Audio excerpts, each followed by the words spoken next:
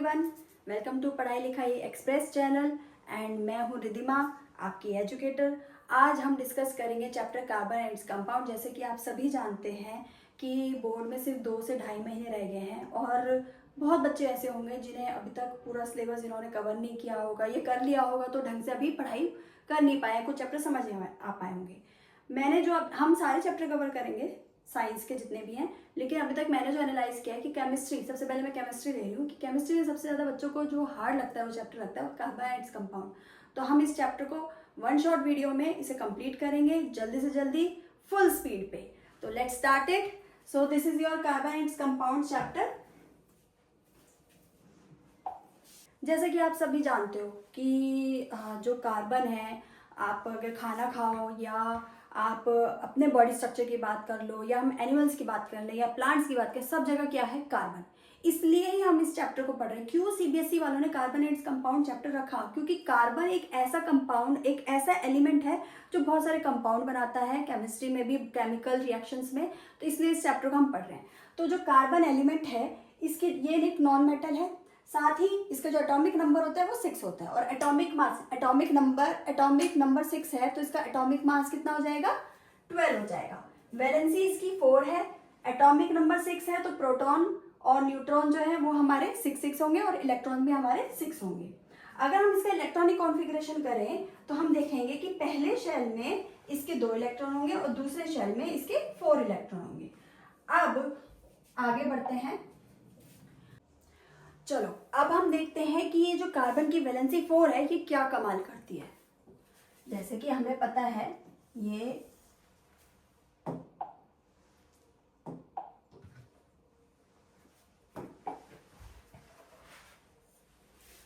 Carbon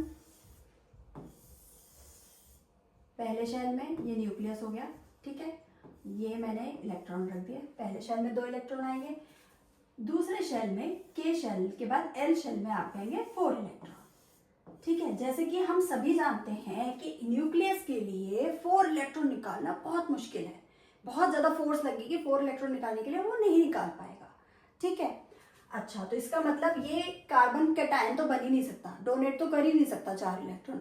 अब बात रही एनायन वाले केस में, क्या कार्बन एनायन बन सकता है, मतलब गेन कर सकता है? क्योंकि हमें तो नोबल गैस कॉन्फ़िगरेशन चाहिए ना, हमें तो लास्ट शेल को किसी भी तरीके से 8 में कंप्लीट करना है, मतलब उसे स्टेबल करना है। स्टेबल करने के लिए 8 इलेक्ट्रॉन चाहिए। अब 8 इलेक्ट्रॉन्स के लिए क्या ये 4 इलेक्ट्रॉन्स और बाहर से ले सकता है, किसी और एलिमेंट से ले सकता है कि ये 4 इलेक्ट्रॉन? अच्छा, अगर ये 4 इलेक्ट्रॉन और ले लेता है, सपोज 1 2 3 4, तो अब कितने हो गए? लास्ट शेल में हो गए 8 इलेक्ट्रॉन, 2 ये हो गए, तो टोटल हो गए 10 इलेक्ट्रॉन। तो अब 10 इलेक्ट्रॉन न्यूक्लियस के लिए होल्ड करना बहुत टफ हो जाएगा। तो इसका मतलब हमारा जो कार्बन है वो एनायन भी नहीं बन सकता, मतलब ना ये कैटायन बन सकता है ना ये एनायन बन सकता है। तो अब ये करेगा क्या? ये करेगा शेयरिंग, ठीक है।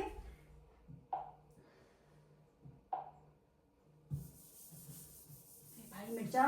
अच्छा, अब देखो शेयरिंग कैसे, जैसे ये कार्बन है,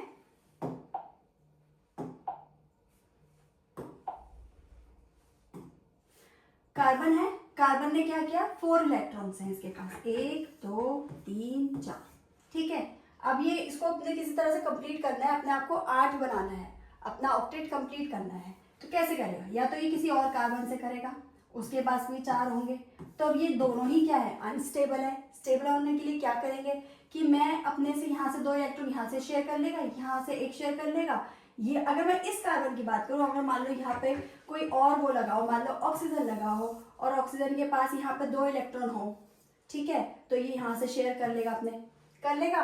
इस तरह से अगर मैं इस कार्बन की बात करूं तो इसका पूरा ऑक्टेट कंप्लीट हो गया, 1 2 3 4 5 6 7 8, मतलब ये पूरा एक बन गया। बन गया कि नहीं बन गया? ऐसे ये किसी और से शेयर करेगा तो वो भी अपना ऐसे करके ऑक्टेट कंप्लीट कर लेगा। तो इसका मतलब कार्बन हमेशा किसी और एलिमेंट के साथ इलेक्ट्रॉन शेयर करता है और क्या बनाता है? बॉन्ड बनाता है। कौन सा bond? Covalent bond. Covalent bond कौन सा बॉन्ड होता है? जो शेयर करके बनता है, इलेक्ट्रॉन्स की शेयरिंग करने से जो बॉन्ड बनता है उसे हम बोलते हैं कोवलेंट बॉन्ड।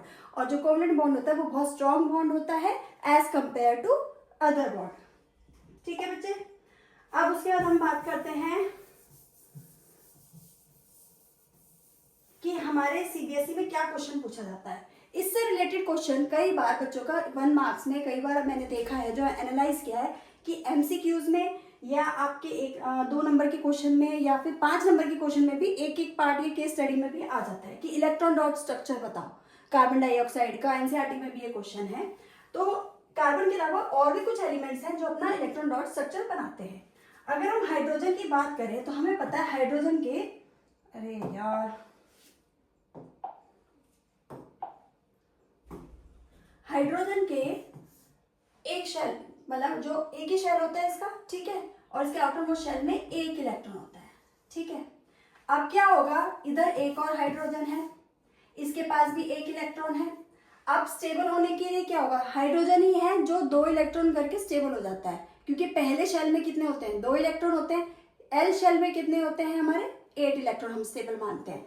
तो अब क्या होगा, ये यहाँ से दोनों आपस में शेयरिंग कर लेंगे और इस वजह से हमारा एक बॉन्ड बन गया और ये हमारा बन गया H2।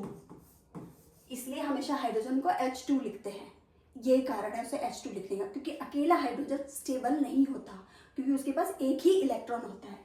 उसी तरह से अगर हम बात करें ऑक्सीजन की, ऑक्सीजन का अगर हम इलेक्ट्रॉनिक कॉन्फ़िगरेशन करें तो क्या है, पहले बात तो इसका एटॉमिक नंबर क्या है, एटॉमिक नंबर है इसका 8, ठीक है।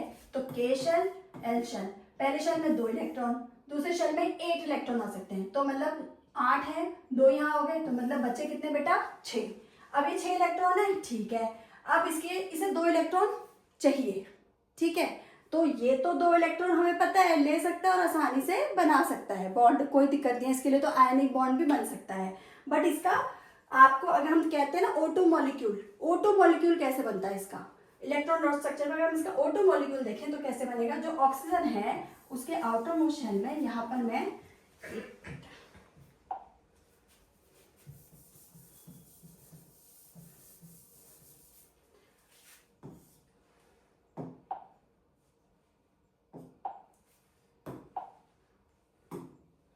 अब देखो, ये ऑक्सीजन है, ये एक ऑक्सीजन है, ठीक है।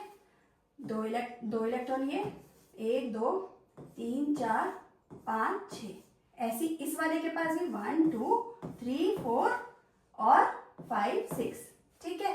अब ये 6 है, इसको 2 इलेक्ट्रॉन की और जरूरत है, तो ये क्या करेगा, इस वाले से 2 इलेक्ट्रॉन और ले लेगा और एक बॉन्ड इसके साथ, एक इलेक्ट्रॉन ने इसके साथ बॉन्ड बनाया, डबल बॉन्ड बन गया, ठीक है। ये O2, ठीक है। ऐसी अगर मैं इसकी बात करूं तो इसके इलेक्ट्रॉन भी किससे कंप्लीट हो गए, देखो 1 2 3 4 5 6 7 8, इस तरह से बनता है आपका इलेक्ट्रॉन डॉट स्ट्रक्चर। ऐसे आपका नाइट्रोजन की बात करें, नाइट्रोजन का इलेक्ट्रॉनिक कॉन्फ़िगरेशन अगर हम देखें तो उसका जो पहली बात तो हमें उसका पता होना चाहिए एटॉमिक नंबर। एटॉमिक नंबर होता है नाइट्रोजन का 7, ठीक है। तो नाइट्रोजन में भी 2 और 5 हो जाएंगे।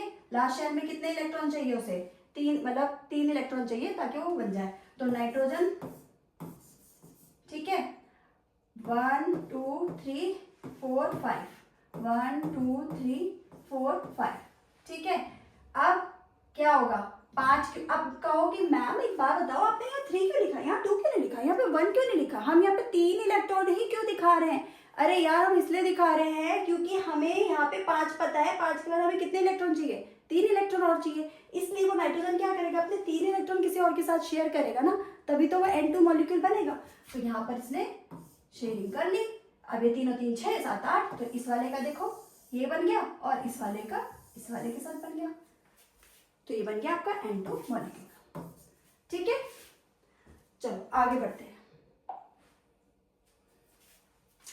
वर्सेटाइल नेचर ऑफ कार्बन, मैंने जैसे स्टार्टिंग में कहा था क्यों पढ़ रहे हैं हम कार्बन, क्योंकि कार्बन जो है सब जगह प्रेजेंट है, बट कार्बन की ना कुछ अलग स्पेशल प्रॉपर्टी है जो और एलिमेंट्स में नहीं है। पर वो ऐसा क्या है, कार्बन के अंदर कार्बन का नेचर है कि वो क्या करता है, कैटिनेशन। कैटिनेशन मतलब जब एक कार्बन दूसरे कार्बन के साथ बॉन्ड बनाता है और एक लंबी चेन बनाना शुरू कर देता है, when one carbon attach with another carbon and make a long chain is known as catenation।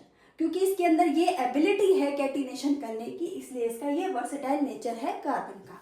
Second point, tetravalency, जो हम इतनी देर से डिस्कस ही कर रहे हैं कि जो कार्बन है इसकी वैलेंसी कितनी है, 4 है, ठीक है। ना शेयर करता है, ना शेयर तो करता है, ना तो डोनेट करता है, ना गेन करता है इलेक्ट्रॉन, क्योंकि इसकी टेट्रावेलेंसी है, इस वजह से ये हमेशा क्या बनाता है, कोवलेंट बॉन्ड बनाता है और ये लॉन्ग चेन बनाता है, कार्बन एक कार्बन दूसरे कार्बन से जुड़कर, इसलिए इसे कैटिनेशन प्रॉपर्टी कहते हैं। तो कई बार कैटिनेशन पूछ लिया जाता है, तो कैटिनेशन इज नथिंग, कोई इतना डरने वाली चीज नहीं है। Carbon, when the carbon has the ability to form a long chain of carbon bond with another carbon, ठीक है, यहाँ पे आप देख रहे हैं, has the ability to form bond with other carbon atom to make a long chain, ठीक है, the ability to make a to form a bond with other carbon to make a long chain is known as catenation, ठीक है। अच्छा, अब आते हैं, हम बात करते हैं एलोट्रॉप्स की। अब एलोट्रॉप्स का मतलब क्या होता है, पहले तो हमें ये पता होना चाहिए कि एलोट्रॉप्स क्या होते हैं। टाइप्स पढ़ते हैं भी, टाइप्स ऑफ कार्बन या टाइप्स ऑफ नाइट्रोजन या कुछ भी हम टाइप्स समझते हैं। एलोट्रॉप का मतलब क्या होता है, एलोट्रॉप का मतलब होता है आपकी फिजिकल अपीयरेंस, ठीक है, मतलब आपकी फिजिकल अपीयरेंस उसकी कैसी है, ठीक है, उसको बोलते हैं एलोट्रॉप्स। तो कार्बन की अलग अलग टाइप की फिजिकल अपीयरेंस है, जब डिफरेंट टाइप की फिजिकल अपीयरेंस होती है तो हम उसको बोलते हैं एलोट्रॉप्स। तो कार्बन एक ऐसा एलिमेंट है जिसकी फिजिकल जो अपीयरेंस है वो अलग अलग है। कैसे अलग अलग कैसे है, अगर हम देखें डायमंड भी किसका बना हुआ है, कार्बन का बना हुआ है, पर डायमंड का जो फिजिकल अपीयरेंस है वो बिल्कुल डिफरेंट है। कैसे, जो कार्बन है उसमें एक कार्बन है और वो 4 और कार्बन के साथ,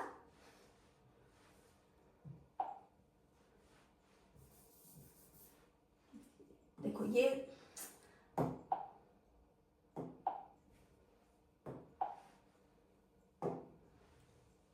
कार्बन है, यहाँ पे ये एक कार्बन है, 1 2 3, ठीक है। अब क्या होता है, ये इस तरह का डायगोनल स्ट्रक्चर बनाता है और यहाँ पर ये 4,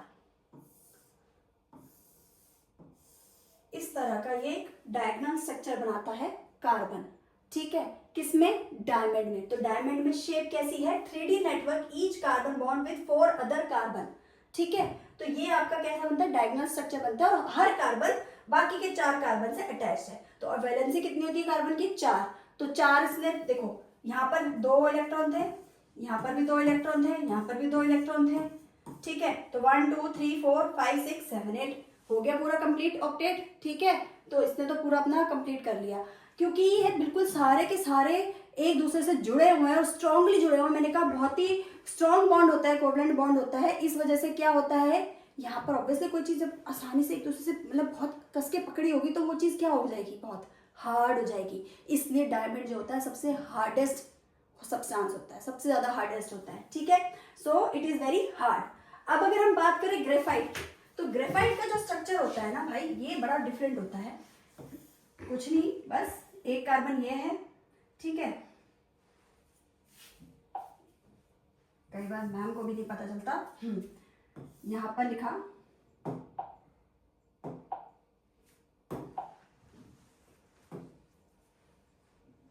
ये एक कार्बन है, इसके साथ ये एक कार्बन अटैच्ड है,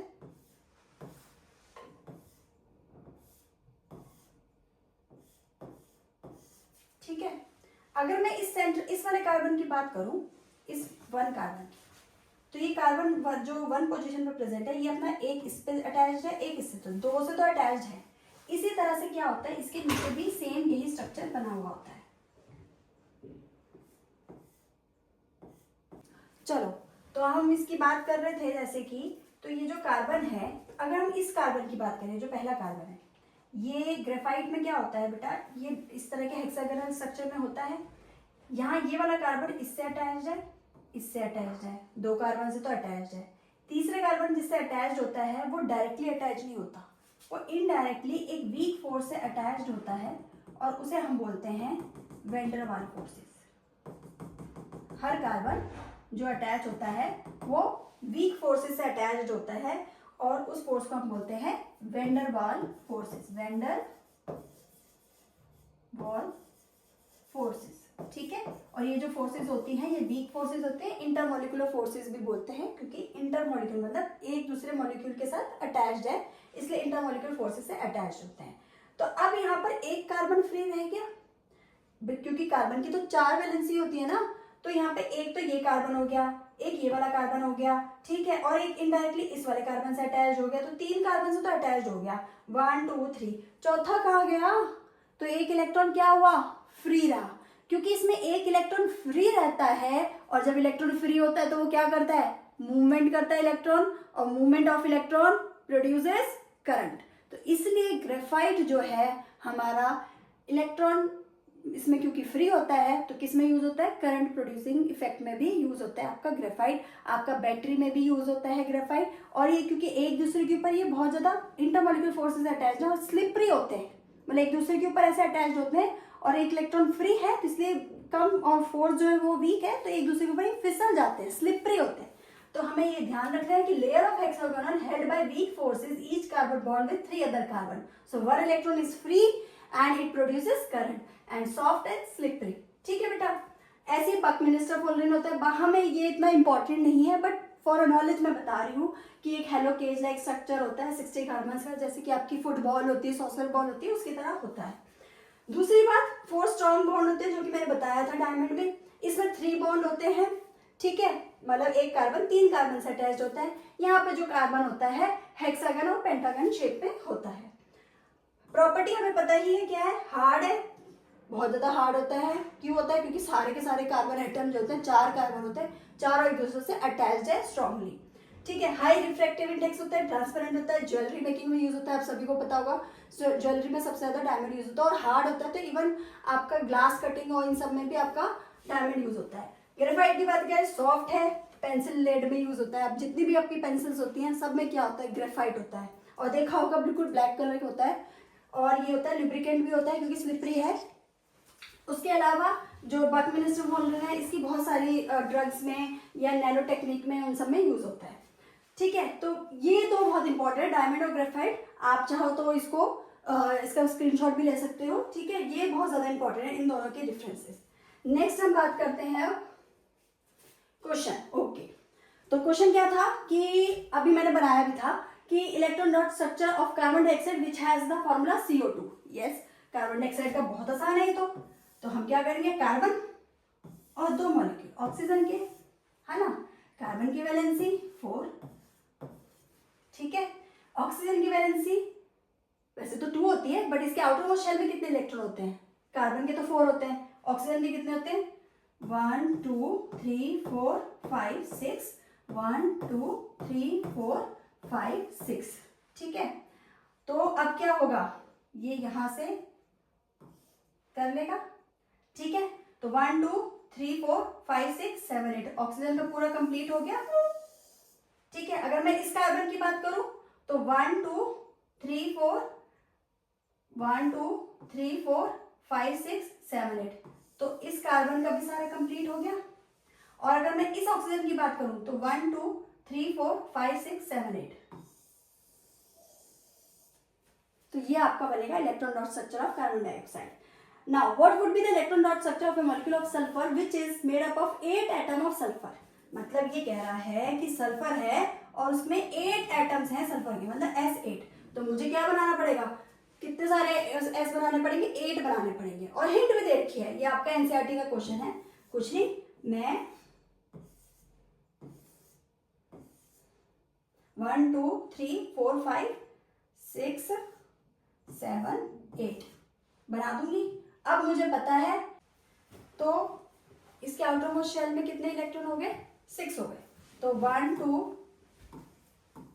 3 4 5 6, ऐसे मैंने इसका कर लिया, 1 2 3 4 5 6, 1 2 3 4 5 6, 1 2 3 4 5 6, 1 2 3 4 5 6, 1 2 3 4 5 6, या ये 6 आप यहाँ पर भी कर सकते हो क्योंकि हमें उधर एटो करना है,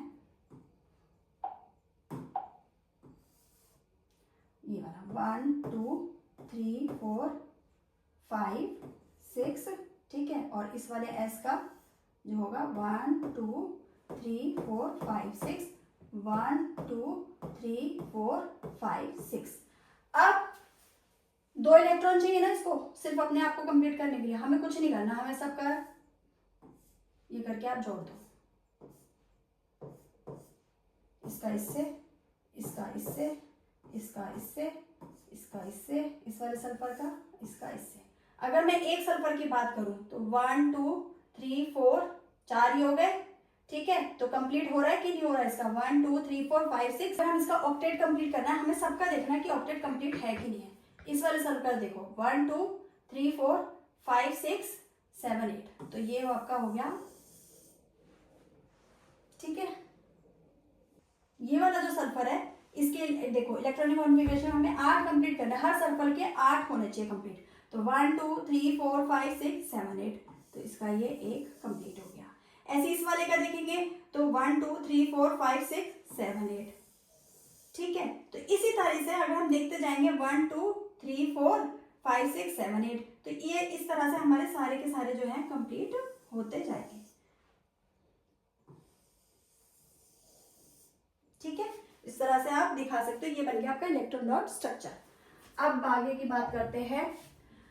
अब आती है असली कहानी, हाइड्रोकार्बन्स, मतलब कार्बन और जिसके साथ क्या है साथ में हाइड्रोजन, उसे हम बोलते हैं हाइड्रोकार्बन्स। हाइड्रोकार्बन्स आपके दो तरह के होते हैं, जो कि होते हैं एलिफेटिक और एरोमेटिक। एलिफेटिक का मतलब ये हो गया कि उसमें आपके चेन में बने होंगे, जो कि कैटिनेशन आपको पता है, कैटिनेशन तो वो सब नहीं करता है खैर, तो वो होता है सैचुरेटेड, ठीक है। सैचुरेटेड का मतलब हो गया उसमें कैसा बॉन्ड है, सिंगल बॉन्ड है, ठीक है। सिंगल बॉन्ड में अल्केन, जितने भी सिंगल बॉन्ड वाले होते हैं उन्हें हम क्या बोलते हैं, अल्केन्स बोलते हैं। उनका फॉर्मूला क्या होता है, CnH2n+2। ये याद रखने वाली बात है कि सैचुरेटेड हाइड्रोकार्बन्स जो होते हैं उन्हें हम अल्केन्स कहते हैं और उनका सिंगल फॉर्मूला जो होता है वो CnH2n+2 होता है। अनसैचुरेटेड जो होते हैं वो आपके दो तरह के होते हैं, डबल बॉन्ड और ट्रिपल बॉन्ड। डबल बॉन्ड वाले हम कहते हैं अल्कीन, ठीक है। ट्रिपल बॉन्ड वालों को कहते हैं अल्काइन। तो हमें क्या याद रखना है, अल्केन मतलब सिंगल बॉन्ड, अल्कीन अनसैचुरेटेड वाला है मतलब डबल बॉन्ड, अल्काइन मतलब ट्रिपल बॉन्ड अनसैचुरेटेड में। अच्छा, इसका फॉर्मूला क्या हो जाएगा, CnH2n, ठीक है। डबल बॉन्ड में CnH2n और ट्रिपल बॉन्ड में CnH2n-2। तो हमें याद कैसे रखना है, पहले वाले में क्या था, CnH2n+2, फिर +2 हट गया, CnH2n रह गया, फिर उसके बाद दोबारा से जो आपका जो +2 था वो -2 बन के आ गया, ठीक है। तो ट्रिपल बॉन्ड में CnH2n-2 हो जाता है। ऐसे एरोमेटिक होते हैं। एरोमेटिक में क्या होता है कि जो आपके कार्बन्स होते हैं वो एक बेंजीन का स्ट्रक्चर बनाते हैं और उसमें ऑल्टरनेट सिंगल और डबल बॉन्ड होते हैं, ठीक है। अब आगे बात करते हैं नॉमनक्लेचर। नॉमनक्लेचर तो आएगी ही आएगी आपके पेपर में, चाहे 1 नंबर में आए, बट आएगी जरूर। तो हमें नॉमनक्लेचर के कुछ रूल्स होते हैं वो हमें सबसे पहले याद रखने पड़ेंगे। कार्बन के ना जब हम नाम करते हैं ना तो कार्बन के नाम होते हैं, जैसे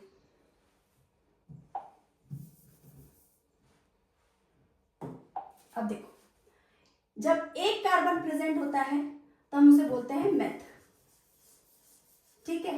जब 2 कार्बन प्रेजेंट होते हैं तो उसे हम बोलते हैं एथ, ठीक है। 3 कार्बन हो गए तो प्रोप, 4 कार्बन हो गए तो ब्यूट। ये आपको याद रखने की जरूरत है, मेथ, एथ, प्रोप, ब्यूट। 5 कार्बन पे पेंट, PENT पेंट, ठीक है। 6 कार्बन पे हेक्स, उसी तरह से 7 कार्बन पे होगा सेप्ट, कई बच्चे इसको हेप्ट बोलते हैं बट सेप्ट होता है, ठीक है।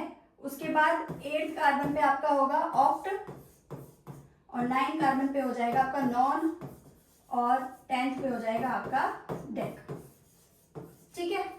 सॉरी, डेक हो जाएगा ये। तो meth, eth, prop, but, pent, hex, sept, oct, non, 10, ठीक है। 10th पे डेक बोलते हैं। जहां तक आपके वैसे यहीं तक पहुंचते हैं, ऑक्ट तक, इतना आगे तक नहीं पहुंचते हैं।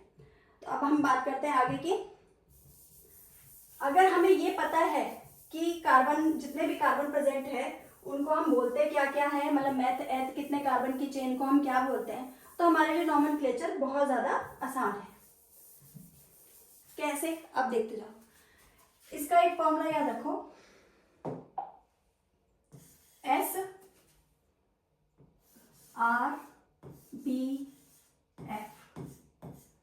अब ये SRBF क्या है, S मतलब सब्स्टिट्यूशनल,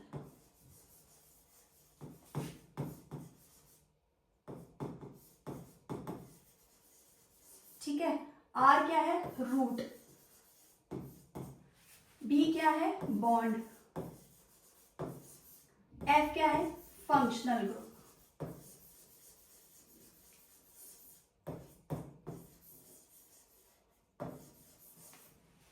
अब इसमें हम पढ़ने से पहले हमें पता होना चाहिए कि ये सब मैंने जो लिखा है ये है क्या।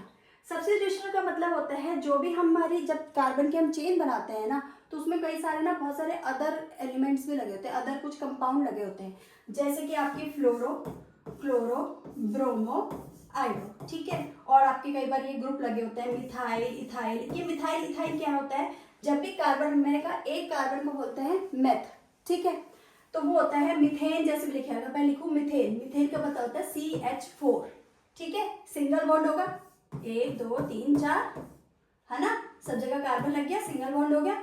अगर इसमें से मैं एक कार्बन हटा दूं, ठीक है, तब मैं इसको क्या बोलूंगी, अल्काइल ग्रुप। क्या बोलूंगी, अल्काइल ग्रुप, ठीक है।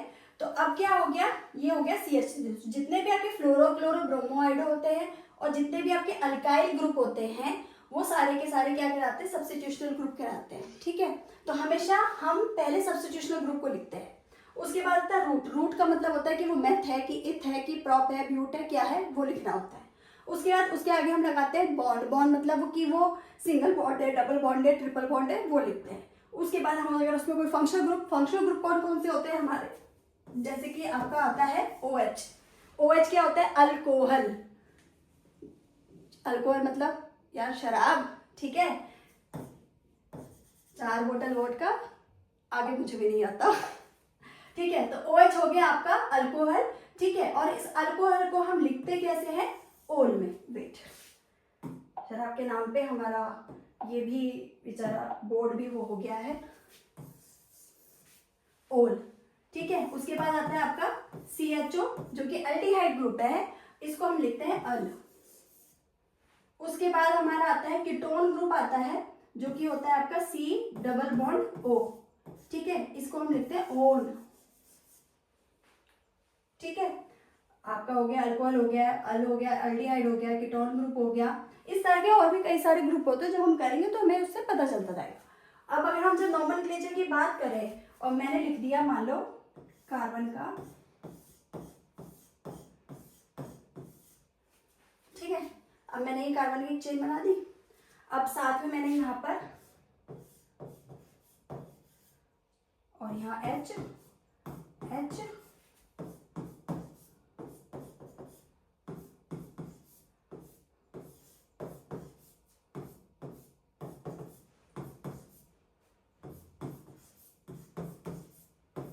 अब मुझे इसका करना है नामकरण, मतलब नॉमेनक्लेचर।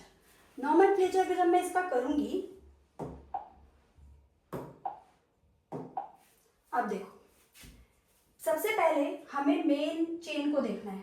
चेन मेरी कितने नंबर की है, 1 2 3 4 5, 5 नंबर की कार्बन की चेन है। और मैं नंबरिंग कहाँ से करूंगी, नंबरिंग हमेशा वहां से करते हैं जहां पे आपका जो ग्रुप है वो लोएस्ट नंबर पे आए। कहां से आए, लोएस्ट नंबर पे आए, ठीक है। तो अब क्या होगा,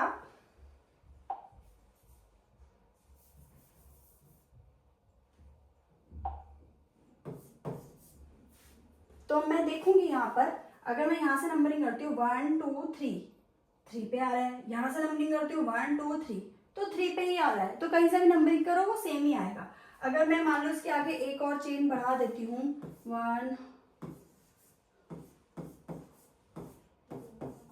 ठीक है, तब मैं अगर इसकी नंबरिंग करती हूँ तो मैं कहाँ से करूंगी, यहाँ से देखती हूँ 1 2 3, 3 पे आ रहा है, यहाँ से करती हूँ 1 2 3 4 पे आ रहा है, तो मैं वहां से करूंगी जहां से मेरा कोई भी अगर सब्स्टिट्यूशनल ग्रुप है या मेरा कोई भी फंक्शनल ग्रुप है वो मेरा लोएस्ट नंबर पे आए, ठीक है। तो अब मैंने नंबरिंग कहाँ से करी, यहाँ से 1 2 3 4 5 और 6, ठीक है। तो मेरी चेन कितने की बनी, 6 की बनी। 6 पे हम क्या बोलते हैं, बताओ बताओ बताओ, मेथ, एथ, प्रॉप, ब्यूट, पेंट, हेक्स। तो मेरी जो रूट हुई वो हेक्स हुई, ठीक है। अब सब में सिंगल बॉन्ड है, हाँ भाई हेक्सेन हो गया, फिर बिल्कुल ठीक बात है। अच्छा, अब उसके बाद मैं देखूंगी कोई सब्स्टिट्यूशनल ग्रुप है, नहीं है कोई भी सब्स्टिट्यूशनल ग्रुप। अच्छा, यहाँ पर मेरा क्या है, एक फंक्शनल ग्रुप प्रेजेंट है। मैंने क्या देखो, रूट लिख दिया, हेक्स, बॉन्ड लिख दिया, एन, अल्केन, सिंगल बॉन्ड है। अब उसके बाद मैं देखूंगी यहाँ पे ग्रुप क्या लगा है, जो मेरा फंक्शनल ग्रुप लगा है वो क्या लगा है, OH। तो ये मेरा किस में जाएगा, जितने भी फंक्शनल ग्रुप है वो आपके हमेशा किस में जाते हैं, सफिक्स में, ठीक है, सफिक्स में जाते हैं। सफिक्स मतलब जो पीछे की साइड में आएंगे, और प्रीफिक्स की मतलब जो आगे की तरफ लिखेंगे हम, ठीक है। अब हेक्सेन, हेक्सेन के बाद 3 पे क्या आ रहा है यहाँ पे। अब जब मैं कोई भी फंक्शनल ग्रुप ऐड करूंगी तो मैं यहाँ से क्या करूंगी, ये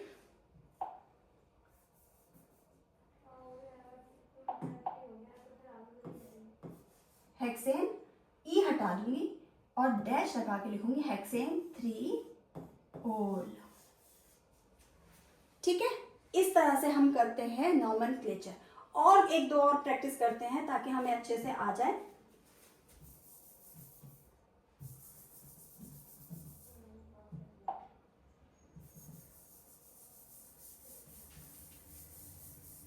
अब मान लो मेरा कोई ऐसा है ग्रुप,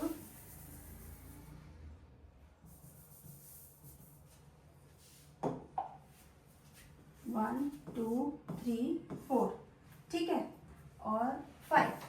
अब क्या हुआ है, यहाँ पे मेरा एक लग गया है CH3, एक तरफ मेरा लग गया है यहीं पर ही जो मेरा बॉन्ड है C डबल बॉन्ड O, ठीक है, यहाँ H,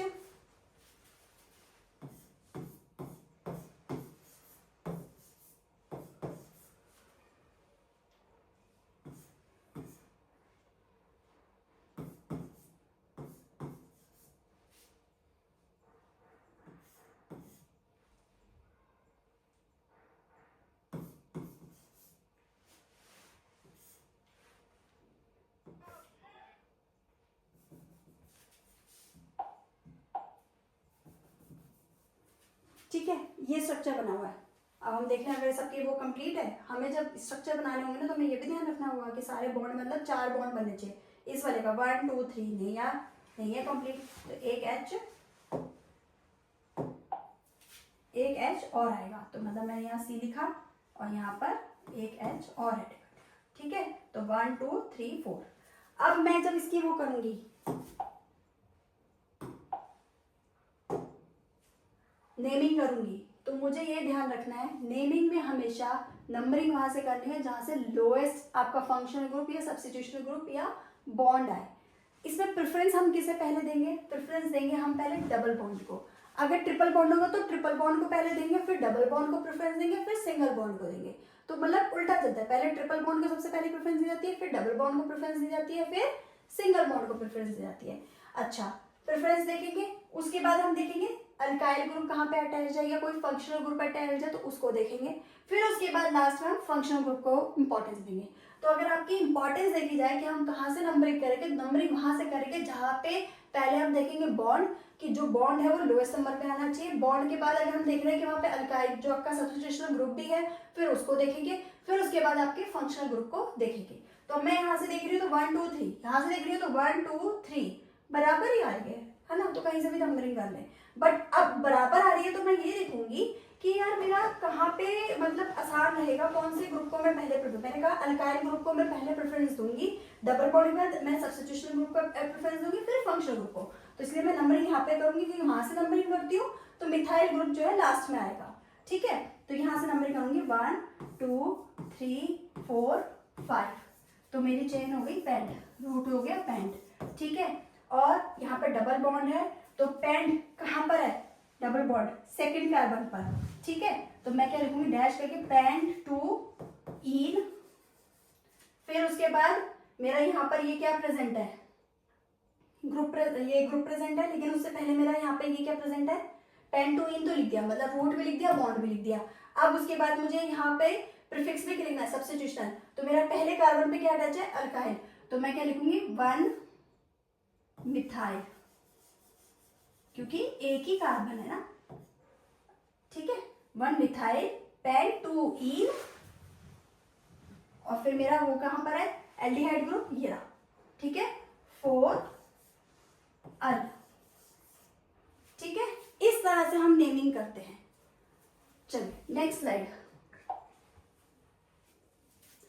homologous series. Homologous series का मतलब क्या होता है कि जब बहुत सारे कंपाउंड जो होते हैं ना एक जैसे, मतलब उनका मॉलिक्यूलर स्ट्रक्चर सिमिलर होता है और उनका जनरल फॉर्मूला भी सिमिलर होता है, ठीक है, लेकिन वो एक दूसरे से जो डिफरेंस होता है उनका वो 14 होता है, ठीक है, 14U, 14U का मतलब हो गया एटॉमिक मास यूनिट, ठीक है। तो it is a group of organic compound with a similar general formula, functional chemical properties but differ by CH2 unit. मतलब उनका जो डिफरेंस होगा, एक तो 14U होगा उनके एटॉमिक मास यूनिट में जो डिफरेंस होगा, प्लस वो एक दूसरे से कितने में डिफरेंस पे होंगे, CH2 पे होंगे इन देयर मॉलिक्यूलर स्ट्रक्चर। जैसे कि हम पहला एग्जांपल लेके चलते हैं, अगर मैं C2H6 में से CH4 माइनस करूं तो मेरे 2 कार्बन में से 1 कार्बन बचा, 6 हाइड्रोजन में से 4 हाइड्रोजन निकाल दिए तो क्या बचा, CH2। तो आ गया दोबारा से CH2 ही आ गया, ठीक है। और इसका जनरल फॉर्मूला क्या होता है, CnH2n। किसका फॉर्मूला होता है CnH2n, अल्कीन का। तो अल्कीन का जो फॉर्मूला होता है वही होमोलॉगस सीरीज का फॉर्मूला होता है। ये difference in molecular mass of successive homologous is 14n, ठीक है। तो इनका जो मतलब जो ये 2 ग्रुप होते हैं, अगर ऐसे लिखा हुआ है CH4, C2H6, ठीक है, C3H8, अब ये तीनों सिमिलर कैटेगरी के हैं, ठीक है, सारे के सारे अल्केन ही उसमें आते हैं, ठीक है। ये मीथेन हो गया, ये प्रोपेन हो गया, ये ब्यूटेन हो गया, सॉरी मीथेन हो गया, इथेन हो गया और ये प्रोपेन हो गया। ऐसे C4H10, ठीक है, C5H12 ऐसे होंगे। तो ये सारे सिमिलर स्ट्रक्चर होते हैं, ठीक है। और इन सब में डिफरेंस कितने का होता है, CH2 का होता है। और इनका अगर एटॉमिक मास यूनिट निकालें, मतलब अगर आप इन दोनों का एटॉमिक मास निकालोगे तो उनका डिफरेंस कितना आएगा, 14U आएगा। चाहे तो हम करके दे देते हैं। पहले वाले का 12, ठीक है, प्लस 12 प्लस 1 इंटू 4, ये हो गया 16, ठीक है। दूसरा वाले का करते हैं 12 इंटू 2 C2H6 का, प्लस 1 इंटू 6 6, ये कितना हो गया 24 प्लस 6, ये हमारा कितना हो गया 30, ठीक है। 30 में से आप 16 माइनस कर दो, कितना आएगा डिफरेंस, 14। तो इसका मतलब दोनों जो 2 होमोलॉगस सीरीज हैं, 2 जो आपस के सक्सेसिव ग्रुप हैं, उन दोनों का डिफरेंस हमेशा 14U आएगा। Next, structure isomers. Structure isomers में कुछ नहीं है, सिर्फ एक चीज का ध्यान रखना है, ऐसे कंपाउंड जिनका मॉलिक्यूलर फॉर्मूला सेम होता है बट डिफरेंट स्ट्रक्चर होता है। मॉलिक्यूलर फॉर्मूला सेम होता है, मान लो मैंने ये लिया है आपका C4H10। अब जो C4H10 है, ठीक है,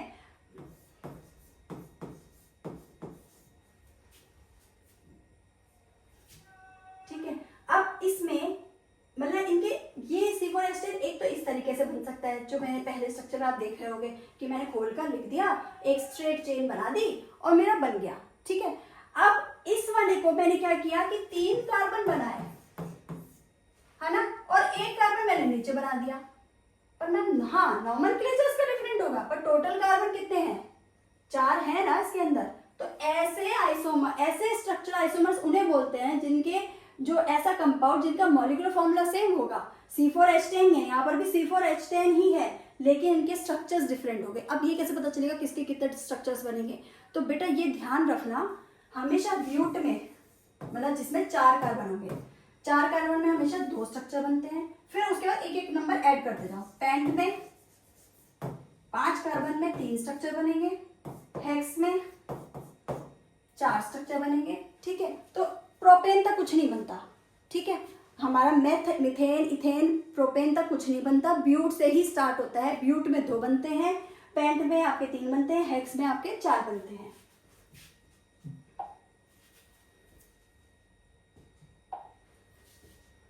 चलो अब हम इसको करके देखते हैं तो हमें थोड़ा आइडिया हो जाएगा।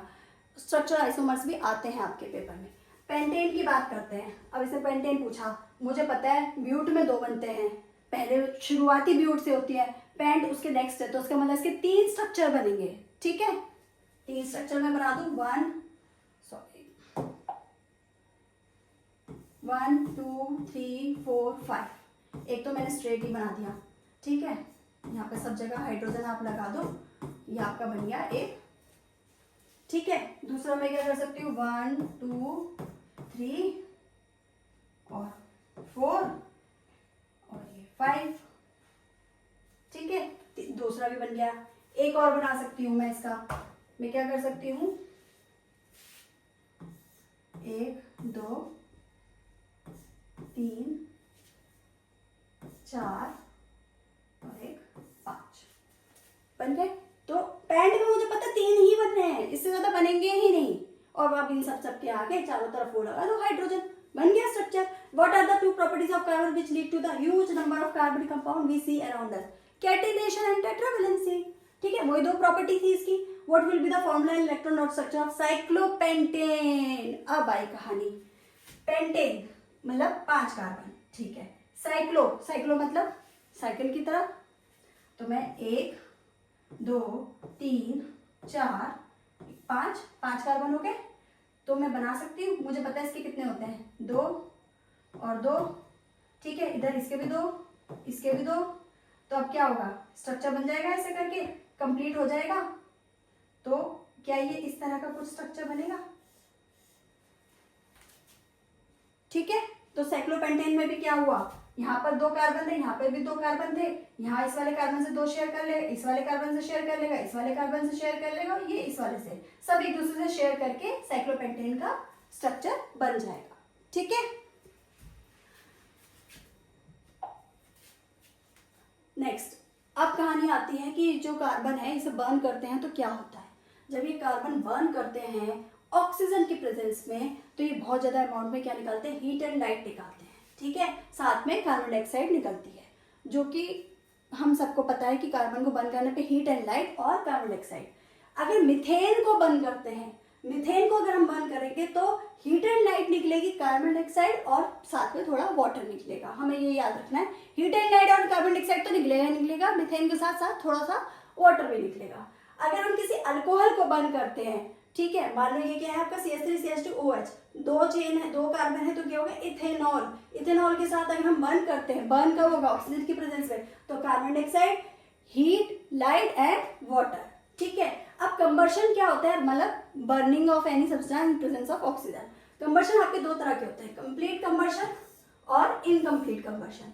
ठीक है. कंप्लीट कंबर्शन वो होता है जिसमें पूरा कोई भी सब्सटेंस जो है ऑक्सीजन की प्रेजेंस में कंप्लीटली बर्न आउट हो जाता है, और बर्न आउट होने पे वो क्या देता है आपका, ये heat, light, carbon dioxide and water. Incomplete combustion क्या होता है, due to lack of air और lack of oxygen the substance completely not burn. ठीक है. और वो साथ में क्या प्रोड्यूस करता है, सूटी फ्लेम प्रोड्यूस करता है, और थोड़ा सा रेसिड्यू रह जाता है. ठीक है. और उसमें आपकी कार्बन मोनोऑक्साइड या कुछ इस तरह की गैसेस भी रिलीज होती है. अब आगे कहानी आती है, फ्लेम कब बनती है. फ्लेम तब बनती है जब हमारे गैसीय सब्सटेंस पूरी तरह से बर्न होते हैं. जब भी आपकी कोई भी सब्सटेंस पूरी तरह से बर्न करते हैं तो आपकी फ्लेम बनती है, जैसे कि आपने कैंडल में भी देखा होगा. अब चारकोल और जो कोल होते हैं वो फ्लेम नहीं प्रोड्यूस करते, पर हीट तो उनमें भी अच्छी खासी आती है. क्यों? क्योंकि उनके अंदर वॉलेटाइल सब्सटेंसेस कम होती है. मैंने कहा ना, गैसीय सब्सटेंस जो है वो फ्लेम प्रोड्यूस करते हैं. अगर आप पेट्रोल को बर्न कर दोगे तो एकदम से बहुत ज्यादा धमाका होगा, बहुत बड़ी फ्लेम प्रोड्यूस होगी. लेकिन चारकोल जो आपका कोयला होता है, कोयले को अगर आप जलाओगे तो उसमें हीट तो अच्छी खासी आ जाती है, रेसिड्यू भी रहता है, इनकम्प्लीट कंबशन हो रहा है, उसमें फ्लेम प्रोड्यूस नहीं हो रही है. ठीक है. क्योंकि उसके अंदर वॉलेटाइल सब्सटेंसेस कम है.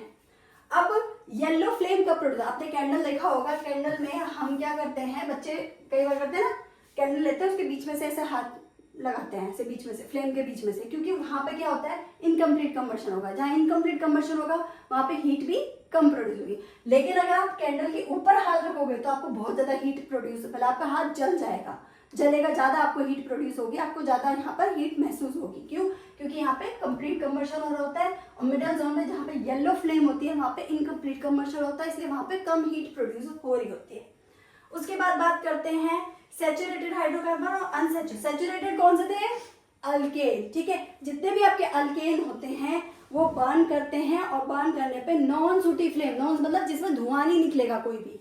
और जितने भी आपके अनसैचुरेटेड हाइड्रोकार्बन होते हैं, सैचुरेटेड हमेशा कैसी प्रोड्यूस करते हैं, ऐसी मतलब क्या कहते हैं, बर्न करने पे कैसी फ्लेम प्रोड्यूस करते हैं, नॉन सूटी. नॉन सूटी का मतलब क्या हो गया, मतलब जिसमें से कोई भी धुआं नहीं निकलेगा, जैसे कि आपकी LPG गैस. ठीक है, जो आपके सिलेंडर में यूज होती है. अनसैचुरेटेड हाइड्रोकार्बन्स वो होते हैं जिसमें कि क्या होता है, सूटी फ्लेम प्रोड्यूस होती है, मतलब धुआं निकलता है. जो हमारी कार चलती है, जितने व्हीकल्स हैं उनमें से धुआं निकलता है, तो वहां पर क्या है आपका अनसैचुरेटेड हाइड्रोकार्बन्स है. अनसैचुरेटेड. अच्छा, लेकिन हम जो वेल्डिंग करता है इंसान, आपने देखा होगा ना, वेल्डिंग करते हैं लोहे को जोड़ने के लिए, वहां पर तो हम अनसैचुरेटेड हाइड्रोकार्बन ही लेते हैं. और अनसैचुरेटेड हाइड्रोकार्बन लेंगे तो वो तो नॉन सूटी फ्लेम प्रोड्यूस करेगा. नॉन सूटी फ्लेम होगी तो वो कम हीट प्रोड्यूस करेगा, कम हीट प्रोड्यूस होगी तो दो लोहे को आपस में जोड़ेंगे कैसे, वेल्डिंग कैसे करेंगे? हाँ बात तो ठीक है, पर कैसे करेंगे? क्या होता है, जब हम अनसैचुरेटेड हाइड्रोकार्बन को प्योर ऑक्सीजन के साथ बर्न करें, अगर हम किसी भी अनसैचुरेटेड हाइड्रोकार्बन को प्योर ऑक्सीजन के साथ बर्न करें, तब वो कंप्लीटली क्या प्रोड्यूस करता है, नॉन स्यूटी ब्लू फ्लेम प्रोड्यूस करता है। ये क्वेश्चन इंपॉर्टेंट है, ये पूछा जाता है, ठीक है।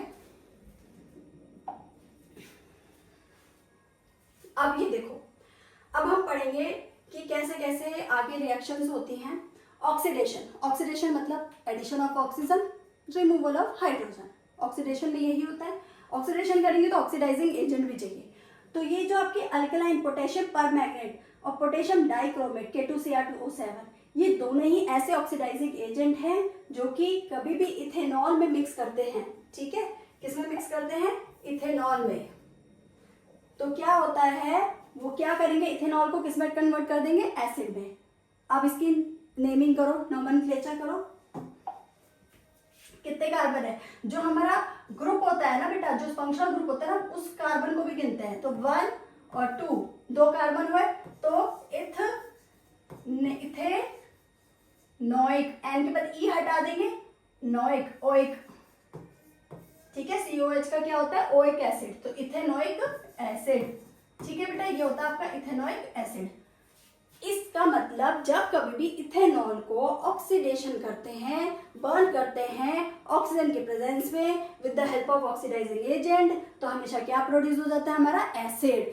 ये हमें याद रखना है कि इथेनॉल ऑक्सीडाइजिंग एजेंट के साथ क्या प्रोड्यूस करता है, एसिड। और कौन सा ऑक्सीडाइजिंग एजेंट है, ये जरूर पूछे जाते हैं MCQ में, K2Cr2O7 और KMnO4। K2Cr2O7 एसिडिफाइड होता है, ये अल्कलाइन होता है, पोटेशियम परमैंगनेट, ये दोनों ही स्ट्रॉन्ग ऑक्सीडाइजिंग एजेंट है। अब उसके बाद करते हैं एडिशन रिएक्शन। एडिशन रिएक्शन कुछ हार्ड नहीं है, बस हमें ये देखना है R क्या है, ये अल्काइल ग्रुप है। आप चाहे तो यहाँ पर CH3 लिख लो इसकी जगह, ठीक है। अब क्या होता है, जब बीच में क्या है, डबल बॉन्ड है, तो अनसैचुरेटेड हुआ, मतलब अल्कीन हुआ। अब कभी भी अगर हम इसको निकल कैटेलिस्ट के प्रेजेंस में हीट करते हैं और साथ में हाइड्रोजन देते हैं, तो क्या होता है, हमारा अनसैचुरेटेड हाइड्रोकार्बन किसमें चेंज हो जाता है, सैचुरेटेड में चेंज हो जाता है। सैचुरेटेड में चेंज हुआ तो क्या हुआ, सिर्फ एक यहाँ से क्या हुआ, डबल बॉन्ड हट गया। सैचुरेटेड क्या होता है, अल्केन होता है ना, यहाँ क्या था, अल्कीन था, अल्कीन से किसमें चेंज हो गया, अल्केन में चेंज हो गया। कुछ नहीं हुआ, सारे के सारे देखो, ये R ऐसी रहा, ये R ऐसी रहा, ये R ऐसी रहा। ये कितने R थे, 1 2 3 4, 1 2 3 4, चारों के चारों R ऐसे रहे। सिर्फ ये डबल बॉन्ड का जो बीच का जो था वो हट के वहां पे क्या लग गए, 2 हाइड्रोजन लग गए, ठीक है। 2 इलेक्ट्रॉन हाइड्रोजन में चले गए, ठीक है। तो ये यहाँ पे ये क्या बन गया, आपका अल्केन बन गया। तो अनसैचुरेटेड हाइड्रोकार्बन को हम सैचुरेटेड हाइड्रोकार्बन किसकी हेल्प से बना सकते हैं, निकल कैटेलिस्ट की प्रेजेंस में बना सकते हैं with the help of hydrogen. और क्योंकि इसमें एडिशन हो रहा है, किसका, हाइड्रोजन का एडिशन हो रहा है, इसलिए इसको एडिशन रिएक्शन भी कहते हैं। और हम सभी को पता है कि जितने भी आपके अनसैचुरेटेड हाइड्रोकार्बन्स होते हैं, that is good for health, poly unsaturated fatty acids, that is good for health, saturated hydrocarbons are not good for the health. इस प्रोसेस को हम हाइड्रोजिनेशन भी कहते हैं, ठीक है। और ये जो पॉली अनसैचुरेटेड, जो आपके अनसैचुरेटेड हाइड्रोकार्बन्स होते हैं, लाइक आपका ऑलिव ऑयल हो गया, आपका मस्टर्ड ऑयल हो गया, ये अनसैचुरेटेड फैटी एसिड्स, ठीक है। और आपका जो घी है वो क्या होता है, आपका सैचुरेटेड फैटी एसिड होता है, जो कि अल्केन होता है। तो हम जो आप मार्केट में तेल देखते हो, कई बार बहुत से तेल होते हैं जो जम जाते हैं। आप जो मतलब मार्केट में हलवाई कई बार यूज़ करते हैं डालडा, पहले ज़माने में हमारे टाइम पे डालडा यूज़ होता था जब हम छोटे थे। तो डालडा क्या होता है, वो कुछ टाइम बाद ना जम जाता है। तो जो चीज़ जम जाएगी ना, फ्रीज हो जाएगी, वो ऑयल कैसा है, या वो फैटी एसिड कैसा है, आपका सैचुरेटेड है, ठीक है बेटा। अनसैचुरेटेड कभी भी आपके फ्रीज नहीं होते हैं। तो हमारी बॉडी के लिए कौन से अच्छे रहते हैं, अनसैचुरेटेड हाइड्रोकार्बन, ठीक है। ये हाइड्रोजिनेशन भी कहते हैं इस रिएक्शन को। अब उसके बाद करते हैं सब्स्टिट्यूशन रिएक्शन। सब्स्टिट्यूशन रिएक्शन में कुछ नहीं होता, सब्स्टिट्यूट हो रहा है, मतलब मेरे साथ मेरा एक दोस्त बैठा है, मैंने उसको हटा दिया और उसकी जगह खुद बैठ गई। तो अब क्या हुआ, मीथेन था, क्लोरीन था। अब इसको खोल के देखें तो ये ऐसे है, हाइड्रोजन हाइड्रोजन हाइड्रोजन। अब इसमें साथ में क्या है, 2 Cl है, एक ये HCl निकल गया और साथ में क्या रह गया, CH3Cl, बस बन गया। तो हम ये होता हमेशा सनलाइट की प्रेजेंस में ही है, क्योंकि क्लोरीन खुद ऐसे नहीं अटैच होता, जब तक उस पर सनलाइट नहीं पड़ेगी या लाइट नहीं पड़ेगी तब तक वो मीथेन के साथ नहीं अटैच होगा। अब आता है इथेनॉल और इथेनॉइक एसिड, वेरी इंपॉर्टेंट। जब कभी भी आप इथेनॉल को सोडियम के साथ रिएक्ट कराओगे तो क्या होगा, सोडियम इथॉक्साइड बनेगा, मतलब CH3 CH2 रहा, O रहा, ठीक है, और साथ में एक Na जुड़ गया और H2 बाहर निकल गया, क्योंकि यहाँ पे देखो बैलेंस में यहाँ पे 2 है ना, यहाँ पे बैलेंस करेंगे 2 H है ना, तो एक दो H2 बाहर निकल गया और यहाँ बन गया सोडियम इथॉक्साइड। और क्योंकि हाइड्रोजन गैस निकल रही है तो उसमें से क्या होगा, pop sound product, bubbles produce होने शुरू हो जाएंगे। मतलब आपने अगर इथेनॉल का एक कंटेनर है उसके अंदर सोडियम मेटल डाल दिया तो अब इसमें से क्या प्रोड्यूस होगी, बबल्स ऐसे से प्रोड्यूस होने शुरू हो जाएंगे। और उसमें अगर आप पास में कैंडल लगाओगे तो कौन सी साउंड प्रोड्यूस होगी, पॉप साउंड प्रोड्यूस होगी। तो ये याद रखना, इथेनॉल में अगर हम कभी भी पता नहीं है कि अगर ये इथेनॉल है तो हम उसमें सोडियम डालते हैं, और ये टेस्ट है एक तरह का जिससे पता करते हैं कि ये हमारा इथेनॉल है कि नहीं है। अगर उसमें हाइड्रोजन गैस निकलेगी तो इथेनॉल है। उसी तरह से अगर हम कभी भी इथेनॉल को, ठीक है, sulphuric acid, concentrated sulphuric acid के साथ करते हैं, यूज करते हैं, तो क्या होता है, इथेनॉल किस में कन्वर्ट हो जाता है, इथीन में, ठीक है, डबल बॉन्ड में कन्वर्ट हो जाएगा। किस में कन्वर्ट हो जाएगा, डबल बॉन्ड में। अब उसके बाद इथेनॉइक एसिड की उसी तरह से बात देखें, ये बहुत इंपॉर्टेंट रिएक्शन है, बहुत ही ज्यादा, हर बार किसी ना किसी फॉर्म में देते ही देते हैं, इन्हें सीबीएसई वालों को इससे बहुत प्यार है। इथेनॉइक, अभी तक हमने पढ़ा था इथेनॉल, इथेनॉल का क्या पढ़ा हमने कि सोडियम के साथ रिएक्ट करेगा तो हाइड्रोजन गैस निकालता है। साथ में अगर किसी इथेनॉल को आप कंसंट्रेटेड सल्फ्यूरिक एसिड के साथ लोगे तो अल्कीन ही बनाएगा। अब बात करते हैं इथेनॉइक एसिड की। इथेनॉइक एसिड क्या हो गया, CH3COH, देखो 2 कार्बन 1 और 2, इसलिए इथ ओइक ग्रुप है तो इथेन, इथेन के क्योंकि सिंगल बॉन्ड है तो इथेन, और साथ में लग गया ओइक, इथेनॉइक एसिड। अब इथेनॉइक एसिड के साथ अगर हम कभी भी इथेनॉल मिक्स करते हैं, एक तरफ क्या है एसिड, एक तरफ क्या है इथेनॉल, इन दोनों को अगर हम आपस में मिक्स करते हैं तो क्या बनता है हमारा एस्टर, जिसकी स्मेल कैसी होती है, स्वीट, ठीक है, फ्रूटी स्वीट स्मेल होती है, ठीक है। और कैसे बनता है, कुछ नहीं होता, देखो CH3 का CH3 लिखा है, C डबल बॉन्ड O लिख दिया, ये वाला O लिख दिया, ठीक है, और यहाँ पर क्या हुआ, ये CH3 CH2, मतलब इसमें से सिर्फ हमने वाटर निकाला, मतलब यहां से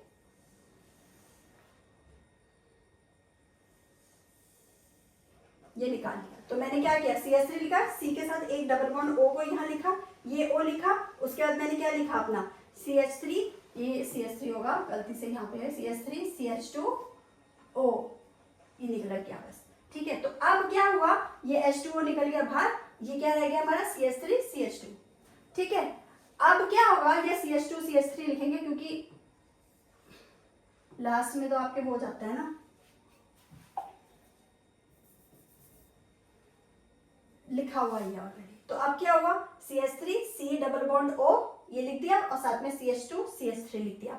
अब ये क्या बन गया हमारा एस्टर, ठीक है, कैसा ग्रुप बन गया हमारा, ये एस्टर ग्रुप बन गया, ठीक है। और इस प्रोसेस को बोलते हैं एस्टेरिफिकेशन। मैं फिर बता रही हूँ, इथेनॉल को और इथेनॉइक एसिड को जब भी हम आपस में मिक्स करेंगे तो उससे जो कंपाउंड बनता है वो बनता है एस्टर बनता है, उसमें से सिर्फ वाटर हटा दो, कुछ याद करने की जरूरत नहीं है। पहले तो इथेनॉल लिख दो CH3 CH2OH, साथ में लिख दो CH3 COOH, उसमें से H निकाल दो, बस H मतलब H2O निकाल दो, मतलब एक तरफ से OH, इथेनॉल में से OH और एसिड में से एक H निकाल दो, मतलब H2O निकल गया बाहर। क्या बच गया CH3 C double bond O। एक देखो जब भी C दो होते हैं ना तो हमेशा एक तो आता है डबल बॉन्ड में और एक आता है सिंगल बॉन्ड की तरफ, मतलब OH का इस तरह से लिखा जाता है क्योंकि ये COOH ग्रुप है, ये OH ग्रुप है, एसिड ग्रुप है। तो यहाँ पर हमने ऐसे लिख दिया, O लिख दिया। अब इसका जो OH का जो ये H था ये निकल गया H2O वाटर के साथ, ठीक है। आगे क्या बचा CH2 CH3, इसको लिख दिया और इसको हम बोलते हैं एस्टर। इसकी बहुत ज्यादा फ्रूटी स्मेल होती है, तो हमें टेस्ट में भी कई बार ये पूछा जाता है। अब आता है कि आप इसी जो हमने एस्टर बनाया था, इसी एस्टर को अगर आप सोडियम हाइड्रोक्साइड के साथ ट्रीट करते हो तो हमें दोबारा से क्या मिल जाएगा, इथेनॉल और साथ में सोडियम इथेनॉइड, ठीक है। तो ये आपका होता है सेपोनिफिकेशन। सेपोनिफिकेशन मतलब सोप, फॉर्मेशन ऑफ सोप। कैसे बनता है, मतलब हम एस्टर लेते हैं, उस एस्टर में हम NaOH सोडियम हाइड्रोक्साइड मिलाते हैं और उसके बाद क्या होता है, वो हमारा अल्कोहल बनता है, साथ में हमारे साथ क्या बनता है, ये long chain of sodium salt, ठीक है। और ये जो long chain of sodium salt है, ये हमारा क्या है, सोप है, ठीक है। तो जब भी कभी हम एस्टर को CH3CO, C2H5 को सोडियम हाइड्रोक्साइड के साथ मिक्स करेंगे तो अल्कोहल बनेगा, इथेनॉल C2H5OH, और साथ में क्या बनेगा हमारा, long chain of sodium ethanoid, ठीक है। अब कभी भी अगर आप एसिड को, वो इथेनॉइक एसिड को सोडियम हाइड्रोक्साइड के साथ करोगे तो यही बनेगा CH3CONA, साथ में वाटर, ठीक है। अब हम बात करते हैं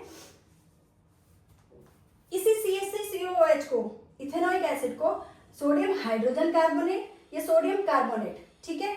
ये होता है NaSCO3 होता है सोडियम हाइड्रोजन कार्बोनेट, Na2CO3 होता है सोडियम कार्बोनेट। इसको कभी भी अगर आप इथेनॉइक एसिड के साथ रिएक्ट करोगे तो आपने एसिड बेस सॉल्ट चैप्टर में पढ़ा भी होगा, तो हमेशा हमारा क्या बनेगा, salt plus water plus carbon dioxide. याद रखो कभी किसी भी एसिड को अगर हम हाइड्रोजन कार्बोनेट या सोडियम बाइकार्बोनेट के साथ रिएक्ट कराएंगे तो एक सॉल्ट बनता है, जैसे कि यहाँ पे बना है CH3CONA, साथ में वाटर प्लस कार्बन डाइऑक्साइड बनेगा ही बनेगा। अब मैंने यहाँ पे डिफरेंस लिखे हुए हैं ताकि आपको और अच्छे से क्लियर हो जाए। पहला टेस्ट सोडियम इथेनॉल के लिए, इथेनॉल को अगर हमें पता करना है कि ये अल्कोहल है कि नहीं है तो जरूरी नहीं है कि हम उसे पीकर देखें, उसके लिए हम क्या कर सकते हैं, सोडियम सॉल्ट भी उस पर डाल सकते हैं।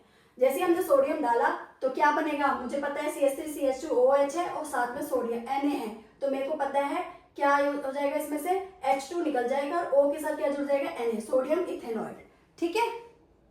अब एस्टर टेस्ट, अगर कभी भी हम इथेनॉल के साथ एसिड मिलाते हैं तो हमेशा मेरा क्या बनता है, एस्टर बनता है, जिसे हम इथाइल इथेनॉइड भी देखें। इसका नाम देखो कैसे लिखेंगे, पहले इसको लिखेंगे इथाइल इथेनॉइड, ठीक है। जो ये हमारा फंक्शनल होता है ना, इसको भी हम साथ पे लिखते हैं इथाइल इथेनॉइड, उसकी स्वीट स्पेल होती है। तो दो तरीके से हम अल्कोहल का टेस्ट कर सकते हैं, पहला सोडियम के साथ और दूसरा हम उसके अंदर क्या डाल दें, एसिड डाल दें।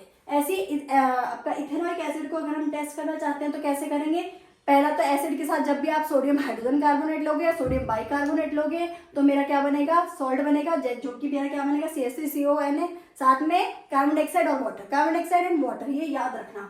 और कार्बन डाइऑक्साइड का हमें पता है बाहर निकलेगी, कैंडल, बर्निंग कैंडल को पास ले जाओगे तो क्या होगा, वो फायर एक्सटिंग्विशर है ना कार्बन डाइऑक्साइड, तो आपकी कैंडल ब्लो ऑफ हो जाएगी। ऐसी एस्टर टेस्ट क्या होगा कि आप कभी भी एसिड में सेम जैसे अल्कोहल में हमने क्या किया था, एसिड मिला दिया था, यहाँ एसिड में अल्कोहल मिला दोगे, ठीक है, सल्फ्यूरिक एसिड की प्रेजेंस में, तो वो क्या बना देगा, CH3CO C2H5।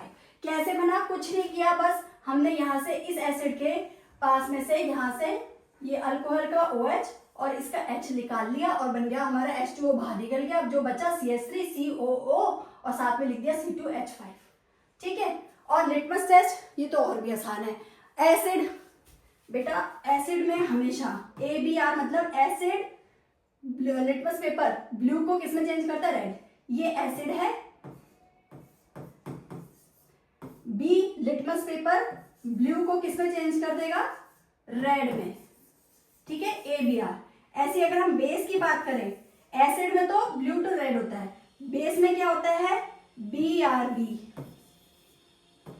Base red to blue. ये आप एक फॉर्मूला है, मतलब ये ट्रिक है, ABR और BR। ABR मतलब एसिड में क्या होगा, लिटमस, ब्लू टू रेड, और बेस में क्या होगा, रेड टू ब्लू, ABR और BRB। अब लास्ट टॉपिक ही है ये, सोप एंड डिटर्जेंट। जब भी सोप क्या होता है, अ long chain of sodium ethanoid या सोडियम सॉल्ट, जो कि फॉर्मूला था, मतलब CH3COONA, ठीक है। इसमें Na क्या होता है मेरा, प्लस, और ये नेगेटिव, ठीक है। अब मैंने बोला देखो ये देख रहे हो स्ट्रक्चर, तो इसका स्ट्रक्चर जो होता है कुछ इस तरह से बना होता है, जो कि कई बार स्पर्म जैसा भी दिखता है, बट ये स्पर्म नहीं है। तो ये जो स्ट्रक्चर है ये सर्कुलर शेप में होता है, वो वहां पे ओवल शेप में होता है स्पर्म का, तो बच्चे कंफ्यूज हो जाते हैं। Na प्लस, ठीक है, और ये लॉन्ग कार्बोनेट ये जो चेन है ये आपकी CH3COO चेन है। अब क्या होता है बेटा, ये नेगेटिव है, ये वाला जो पार्ट होता है हमारा, जो स्फेरिकल शेप वाला पार्ट, ये वाला जो पार्ट है, ये हमारा होता है हाइड्रोफिलिक। हाइड्रोफिलिक। फिलिक का मतलब होता है लव टुवर्ड्स वाटर। फिलिक मतलब मतलब आप उस चीज की तरफ ज्यादा अट्रैक्ट हो, ठीक है। तो फिलिक, हाइड्रो मतलब पानी, तो मतलब पानी की तरफ अट्रैक्ट ज्यादा होगा। तो जो ये सोडियम वाला पार्ट है ये पानी की तरफ ज्यादा मतलब रहेगा, ठीक है। नीचे वाला पार्ट जो है वो है हाइड्रोफोबिक। हाइड्रोफोबिक, ठीक है। हाइड्रोफोबिक मतलब उसे डर लगता है, फोबिया मतलब किसी चीज से डरना, तो पानी से दूर भागेगा। तो अब जैसे ही हम पानी के अंदर, यहाँ पर अगर मैं एक बकेट बनाती हूँ और इसमें मैंने कोई भी गंदा कपड़ा डाल दिया, ठीक है, तो अब क्या होगा, जो जैसे ही आप उसके अंदर सोप डालोगे तो उसके अंदर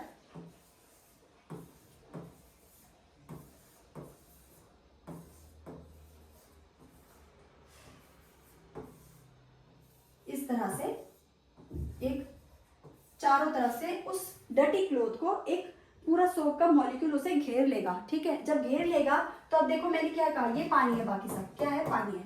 तो पानी में तो क्या, कौन सा पार्ट रहा, सोडियम वाला पार्ट।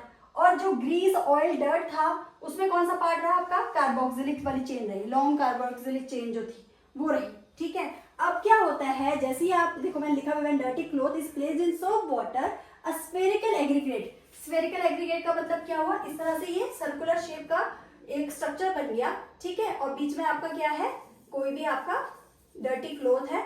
और ये जो स्फेरिकल स्ट्रक्चर बना, इस स्फेरिकल स्ट्रक्चर सोप के मॉलिक्यूल को हम बोलते हैं मिसली, ठीक है, मिसेल या मिसली। तो a spherical structure, spherical aggregate of soap molecule around a dirty or grease particle is known as micellar. अब क्या हुआ, जो लॉन्ग हाइड्रोकार्बन चेन है, ये जो लॉन्ग हाइड्रोकार्बन एंड है वो एंट्रैप कर लेगा सारे के सारे ग्रीसी पार्टिकल पर, ठीक है। और जो आयोनिक पार्ट है, जो कि सोडियम वाला पार्ट है, वो पानी में ही अटैच रहेगा, जो कि मैंने कहा था कि पानी की तरफ रहेगा क्योंकि वो हाइड्रोफिलिक है। फिर क्या हुआ, जैसे ही हम पानी में से कपड़े को निकालते हैं तो हम ऐसे करते हैं, उसको एजिटेट करते हैं, या उसमें ब्रश मारते हैं, या हम उसको ऐसे ऐसे करके, या थपकी से मारते हैं ऐसे करके, या मशीन में आप देखते हैं उसको राउंड राउंड या ऐसे एंटी क्लॉकवाइज या क्लॉकवाइज घूमती है मशीन में हम जब कपड़े डालते हैं। तो अब क्या होता है, जैसे इसको एजिटेट करने का मतलब होता है उस चीज को अच्छे से रगड़ना, ठीक है, या थपथपाना। तो क्या होता है कि जितना भी क्लोथ के अंदर जितना भी आपका डर्ट होता है वो किससे अटैच हो जाता है, इस कार्बन चेन से, ठीक है। जैसे इस कार्बन चेन पे अटैच हो गया और वो इस पे अटैच हो गया सारा का सारा डर्ट पार्टिकल, तो ये जो कार्बन लॉन्ग कार्बन चेन है, और सोडियम तो आपका वाटर में है ही अटैच। तो अब क्या होगा, उस क्लोथ में से जैसे एजिटेट करने के बाद सारा का सारा कार्बन ने ग्रीस निकाल लिया, वो पानी में ही रह जाएगा, और जो हमारा क्लोथ है वो हमारा क्लीन हो जाएगा। क्लीन हो जाएगा तो हमें बिल्कुल साफ वर्ड मतलब एकदम क्लीन चमकता हुआ हमें अपना कपड़ा मिल जाएगा। तो when cloth is agitated, the dirt on the cloth surface got dispersed in water and so water get dirty and cloth get cleared, cloth get cleaned हो जाएगा ये, ठीक है बेटा। चाहो तो आप इसका स्क्रीनशॉट भी ले सकते हो। अब बात करते हैं सोप और डिटर्जेंट की difference. It is a long carboxylic chain of sodium salt. अच्छा, पर हम सोप तो वैसे पहले जमाने में यूज करते थे, ब्राउन कलर की टिक्की आती थी उससे कपड़े धोते थे। आजकल कोई सोप से नहीं धोता, सब डिटर्जेंट यूज करते हैं। क्यों यूज करते हैं वो भी बताऊंगी। पहले तो हमें पता होना चाहिए सोप होता क्या। सोप क्या है, long carboxylic chain of sodium salt, जो कि मैंने बनाया भी था, CH3COOONA। ये क्या होता है, long benzene sulphonic chain of sodium salt. मतलब क्या होगा, बेंजीन की चेन होगी साथ में, और उसके साथ क्या जुड़ा होगा, सल्फर जुड़ा होगा, और साथ में क्या होगा, Na भी होगा। तो यहाँ पर डिफरेंस बस यही है कि carboxylic chain of sodium salt, this is a benzene sulphonic chain of sodium salt. दूसरा difference, not suitable for hard water, this is suitable for hard water. यार हार्ड वाटर क्या होता है यार, मेरे को तो पता ही नहीं था पहले कि हार्ड वाटर, सॉफ्ट वाटर ऐसी भी कोई चीज होती है क्या। हार्ड वाटर का मतलब होता है ऐसा वाटर जिसके अंदर क्या हो, कैल्शियम और मैग्नीशियम की क्वांटिटी ज्यादा हो। जब कैल्शियम और मैग्नीशियम की क्वांटिटी ज्यादा होगी पानी के अंदर, तो जो हमारा सोप है ना, वो इसके साथ ना मतलब इससे रिएक्ट करेगा, कैल्शियम और मैग्नीशियम से।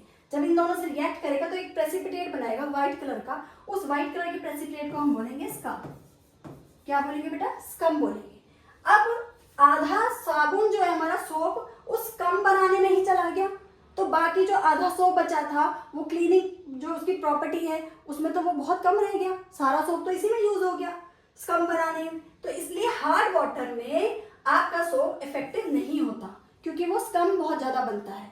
लेकिन डिटर्जेंट क्या होता है, क्योंकि वो बेंजीन सल्फोनिक चेन है तो उसके अंदर पावर है कि वो स्कम, कैल्शियम और मैग्नीशियम के जो पार्टिकल्स है उनके साथ प्रेसिपिटेट बना के कोई स्कम वम नहीं बनाता, वो उनको भी डिसॉल्व कर देता है और डायरेक्टली फिर वही मेथड वही है, क्लीनिंग प्रॉपर्टी सेम है, क्लींजिंग एक्शन सेम है इसका भी और इसका भी। लेकिन वहां पर क्या है, बेंजीन सल्फोनिक चेन है तो हार्ड वाटर के अंदर वो कैल्शियम और मैग्नीशियम के साथ कोई प्रेसिपिटेट बना के स्कम नहीं बनाता।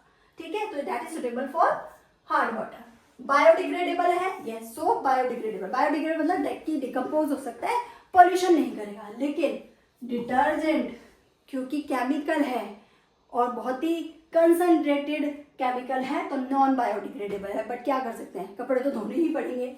ठीक है, weak cleansing action, yes, soap का तो क्लींजिंग एक्शन वीक है एज कंपेयर टू डिटर्जेंट, और जो डिटर्जेंट है उनका जो क्लींजिंग एक्शन है वो बहुत ज्यादा स्ट्रॉन्ग है। ठीक है,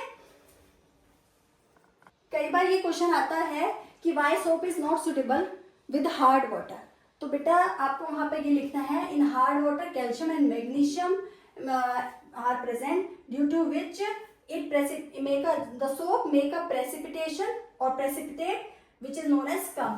ठीक है, और इसमें स्कम बनने की वजह से यहाँ पे क्या होता है, झाग भी ज्यादा नहीं बनते, मतलब फोम, मतलब लेदर, LATHER, ये वो वाला लेदर नहीं है चमड़े वाला, फोम मतलब झाग बनना, लेदर फॉर्म। एक और डिफरेंस भी लिख सकते हो, यहाँ पर क्या है, लेस है। ठीक है, सोप में क्या है, लेस लेदर फॉर्म, और यहाँ पर क्या है, लेदर फॉर्म मोर।